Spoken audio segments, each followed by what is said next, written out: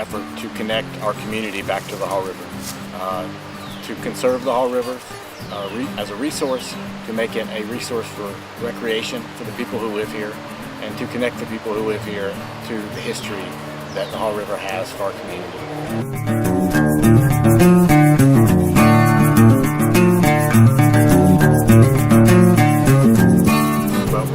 Years ago to start with a paddle trail and to try and build a complete paddle trail so that people could put on the river and float anywhere up and down the river and get out safely and legally and have a good time to experience the river.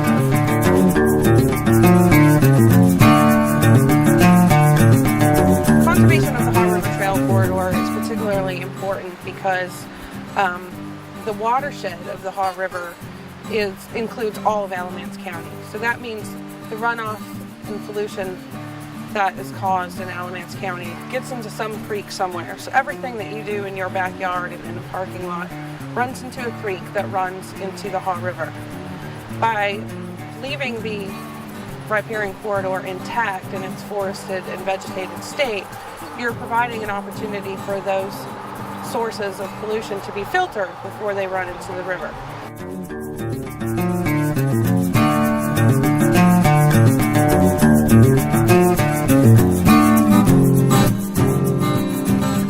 So the Haw River Trail project really started as a conservation effort. It was an attempt to get folks on the river to conserve their property, to protect the health of the river. As we started down the path, we realized that the community consensus that you really need to conserve a resource wasn't there.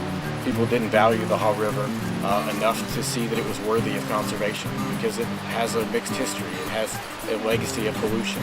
So these trails have really been an effort to bring the community back to the river, for them to come understand that this is a place that we need to protect and a resource worth saving. We're well on the way to accomplishing that now, and I think we are, as a community, building that consensus to save this resource.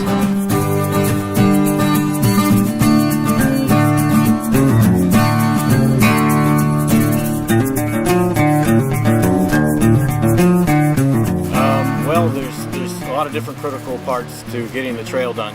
The first part is getting the right to build the trail with the landowners, and the second is actually putting the trail on the ground.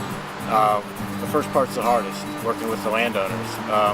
So that really is a one-to-one, door-to-door type of an operation. We just have to knock on their door, spend a lot of time with them to explain what we're trying to do, how it's going to benefit the community, how it hopefully is going to benefit them personally and the value of their land.